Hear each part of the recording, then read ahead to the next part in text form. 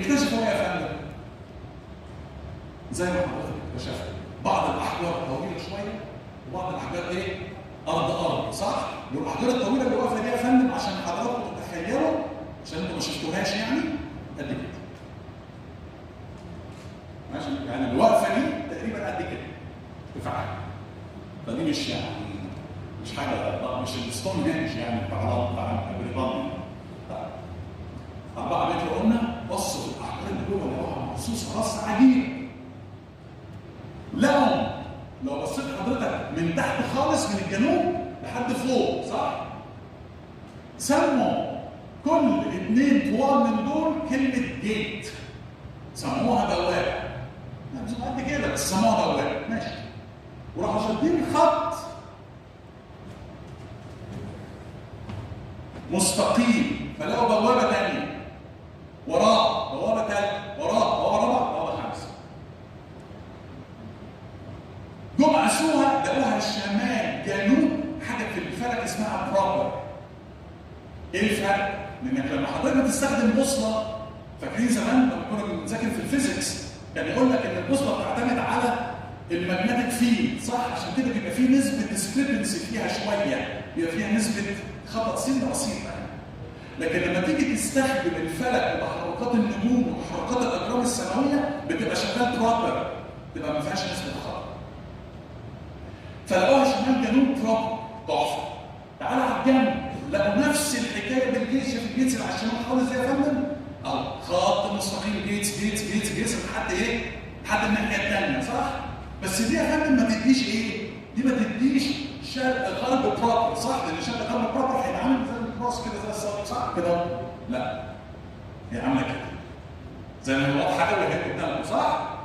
قيس يا عم قاسوا لقوا ان عامله انجل 70. طبعا احنا هنا في وسط بقى المعمار والهندسه فالكلام مظبوط بالارقام 70. رقم ال 70 دي ايه؟ شد كمان الخط شوف المصري ده اخباره ايه؟ وخصوصا انت هنا قبل توحيد القطريه، هنا قبل الهيروغليف، هنا قبل الاهرامات، هنا قبل المثلات، هنا قبل الاسره الاولى من اصله، هنا قبل المر ومينا ومني وكل الشله، هنا قبل الملك العقرب، هنا قبل حضاره المعادي وحضاره وادي حوف وحضاره بريمة بني سلامه وحضاره دير تاسع اسيوط وكل الحضارات اللي ما قبل التاريخ دي ده هنا قبليها.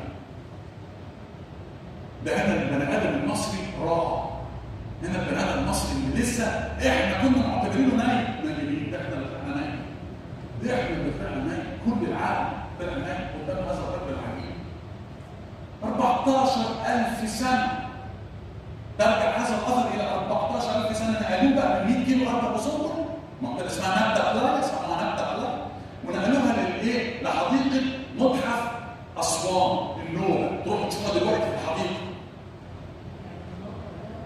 خلاص لان هم شالوها لكن الموقع ما زال موجود. لقوا بقى ايه؟ لقوا بحيره كبيره جافه. طيب ايه علاقه البحيره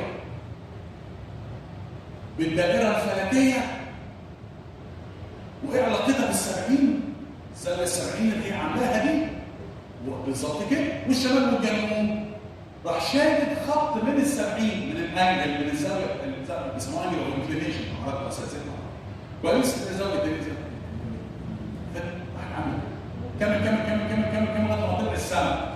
طلع السما لقى ايه؟ لقى ان ده مكان بالظبط مكان قرص الشمس عندما ينشط في ذلك اليوم وهو اول يوم في فصل الصيف في وقتها من 14,000 سنه واول يوم فصل الصيف كان اول يوم في فصل الشتاء.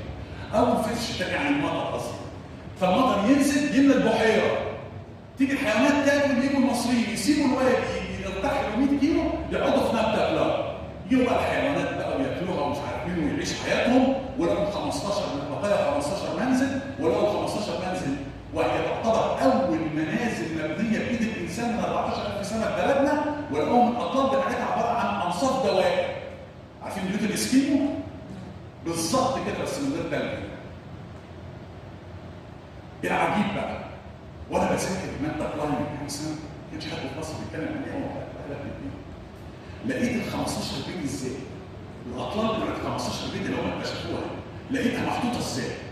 5 في صف مستقيم، 5 في صف مستقيم، 5 في صف مستقيم، لتصبح أول مدينة غير عشوائية في التاريخ زي ما أنا وصفتها كده. بنتكلم على لسه الناس في الكهف، الناس لسه في الكهف فيما يدعى بعد كذا في أوروبا. وعلشان بس أنا هقول لكم على حاجة بسيطة. في ال 500 وال 400 قبل الميلاد، ولما بدأت أثينا واليونان مش فاهم ازاي، في أوروبا ما فيش ليها اسم. مع كل احترامنا طبعا الناس سابوا وكل حاجة زي الفل عظيم سابوا.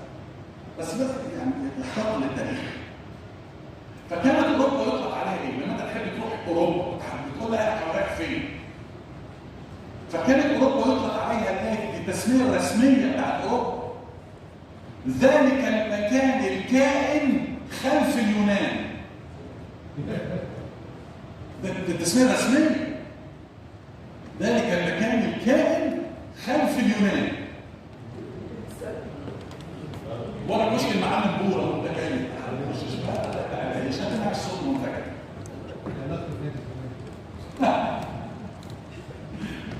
هتخليك تفكر تقول يا سلام. تطلع الدائرة الفلكية ويخرج موقع أسترولوجي، أقوى موقع أسترولوجي in the world، ويقول the most ancient astronomical machine in the history.